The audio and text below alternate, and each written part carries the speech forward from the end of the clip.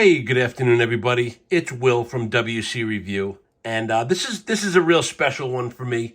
And I just wanted to open up my video by saying I had a recent loss in my family, and if there's anyone out there who's struggling with drugs or alcohol, just give them the attention and love that they need, and be there for them and help them as much as you can. I like I said, I lost my daughter recently, and it's been very hard to get back on and make content and talk about knives. But life does go on. But just just take care of the people that you love, and if someone's struggling, be there for them, give them the help. And the one thing I've learned in life is you can't help someone who doesn't want to help themselves. But you can support them and love them and be there for them. So with that said, I've been wanting to do this for a long time, and I sort of had a lot of things come up. So let's pick it up now. Sorry to start on a downer, but okay. So I've been bugging half-breed blades for about 2 years now, maybe more, but 2 years is about right. And I went to Blade Show this year in June, and I got to meet a couple of the guys. Jonathan is the guy who owns. He's the boss. Let's just say I'm pretty sure he's the owner, but I'm not 100% sure. But there's just so many great. They're just such great people. Their booth was awesome. And when I got back, I wrote to him and I said that I had a channel and that I've always been a huge fan of half-breed blades, which I have and which I am. And he was kind enough to send me a couple of things to look at. One thing I will say is half-breed blades puts effort into their packaging, and they make it an entire experience. And these aren't just knives, they're tools. They are fully operational working knives, and all different, from law enforcement to military to everything I like about knives, Half-Breed exemplifies. And even their logo is just badass. So this is the box, like Strider. I love Strider, and they are one of my all-time favorites. But when you order a Strider, you get the knife in a bag. And I must say, it's really all about the knife. I'm not going to sit around and play with the box. But as far as aesthetics and presentation goes, there are few better than half-breed blades. And I do appreciate the presentation. And the money was not wasted on this. So this is how it came. I got two knives. I'm just going to do this one tonight, and then I'll work on the other one. I have to walk before I run. I'm just trying to get back into the groove here. But this is how the knife came, right? It came in a nice box, and this is how they do everything. And this is all the C of A and some stickers and stuff in here. But the knife I want to talk to you about, it's in the title, but I always loved the half-breed large bush folder, and everybody had the main problem with it was the weight. Well, they came out with the Gen 2 folder, right? So this is how I got it, and I just wanted to show you the packaging. We don't have to spend that much time on it, but here's the knife. So let's move the packaging now, and I'll put it away in a little bit. Here's the knife.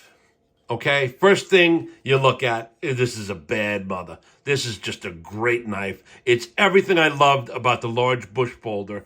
And they did kind of a frag style They did kind of a frag style on the scales instead of the titanium, but it cut the overall weight by a little over 3 ounces, which was the number one complaint of the other knives that they put out, the large bush folders. So another thing they changed was from S35VN to my favorite blade steel, which is 3V. That's awesome. Another thing that they changed is the lock style. There is a name for the lock, so forgive me. Let me just see. If I see it I have the specs up in front of me. It's called the Link Lock system. LINQ lock. It's a patented system. And I do have a couple of things, good and bad, to say about that system.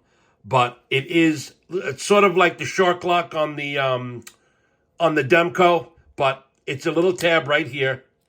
And I promise you, if and when you get the knife, It's going to be a real bitch in the beginning, but it does work itself in, and it does get better. But here's the knife. You see it fits good. Let me back out a little bit. My desk is a little messy, but it just fits so nice. I mean, I just love this. Love the knife. It's great to choke up on, and the knife is deployed, open and closed by pulling this like that. You can see how it's operated. And when it locks into place, you see it almost disappears. One of the things that I think, again, I don't mean to talk negative about it, but it's just something that can be improved, is this would need to protrude a little more, in my opinion, to make it a little easier. Because after a while, if you open and close the knife enough times, my finger, even though it does work itself in, my finger gets a little bit sore and it hurts. So that would be the only thing. The other thing I did notice is that the pocket clip kind of extends into the bow drill hole, but that might be intentional. But because it does also help facilitate going in and out of the pocket. Those are the only negative things I have to say about this knife. Other than that, I absolutely love it. So let's look at the old knife and the new knife. Here's the old large bush folder. Here's the new one. They're virtually identical. This is a liner lock. This is the link lock system. And it, like I said, it does work itself out. But this is the dark earth, and this is the dark earth. It's more of a gold. But as you can see, they're very similar. It's hard to do it that way. I can't back out enough. But they're almost identical. This one is S35VN. This one is 3V. I wish the blade steel on this could go on this, because I still am a huge fan of this knife, but I like heavy. They had to do something about the weight, and the answer is in the new large bush folder Gen 2. They also offer some great colors in this knife. They have blue, green. It's all listed if you go to the site, but they have some really, really cool colors, and the knife is significantly lighter. This knife it's over 16 ounces, and being that it's my video, I happen to have a scale handy here. You see it's zeroed out. 13.4 ounces, okay? Not light as a feather, but let's put the old one on there. 16.68. So, as I said, it's about a 3-ounce weight reduction, but the knife is just unbelievable. I can't say enough good things about it. Again, the one thing I wish they would do is either make it protrude more or design it so that it just comes out a little bit more. It would be easier for people. But as you can see, you can deploy and put the knife away with that link lock. You can also thumb flick it. That was terrible. But you can thumb flick it from the thumb stud as well. Just a great, great knife. And I couldn't be more thankful to Jonathan and all the guys over at HALFBREED Blades. But as you see, very similar. And I did mention I was a fan. I wasn't kidding. I have the original black large bush folder, and I have the Ranger green large bush folder. And I would say I will definitely be getting a couple more of these puppies. I'm just so thrilled because they don't really make these anymore, and I have the whole set, all 3 colors.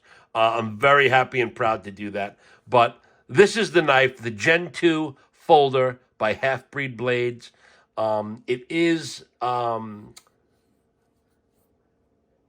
am I looking at? Oh, sorry, I got distracted. I'm a little bit of an idiot here. The PVD coated the Skull Crusher. I saw PVD coated K110 tool steel, and it distracted me because this is CPM 3V. I don't know if you can see it there, but it does say CPM 3V. I just wanted to make sure I was giving you the right information. I apologize for the pause. But another one. This is another knife like the Strider, like the Medford TFF1 that just, as Greg would say, you grab it and it grabs you back. I like that. It really stuck with me when he said that because it makes sense to me. I have some pretty big hands, and this knife fits really well in the hand. So that's really what I wanted to say. So, Jonathan, thank you. Again, the two things I would ask for if I had any say in the changing or the evolution of the design, I would say the link lock tab needs to protrude a little more. I mean, I don't have one handy, but the Medford Proxima has a flipper that sticks out to here, and that doesn't bother me. I think you could give, a quarter of an inch to have it come out here. It just makes it a little bit more accessible, and I think it would be more user-friendly if you could do that. As far as the clip extending into the divot, the bow drill hole, I'm not sure if that's intentional or if you could shorten the clip or move it. But that would be another thing that if you ever wanted to use this side might be a problem. But it also does allow the clip to get in and out. So it might be intentional. So those are my only negatives on the knife, as I've repeated. So I, go out there, get one of these. I highly recommend it. If you like a big bruiser of a knife, if you like 3V, if you don't like liner locks, this is not a liner lock. It's a patented new link lock system, and the knife does break in. When you first get it, it's going to be stiff, stiff, stiff. I promise you that. Don't get discouraged. Open the knife, close it, work it a little bit, stick with it, because it does get a lot better. I promise you that. So, Half-Breed Blades. Check them out. Go to halfbreedblades.com. Check out all the colors that they have. And I do have a close quarters knife that Jonathan also sent me. I'll do a separate video on that. Thanks so much, guys. Love you guys. Thanks so much. Thank you, everyone, for your support. You guys have been great. I appreciate it. And like I said, I feel better already just talking through a video. So thanks so much. Take care, guys.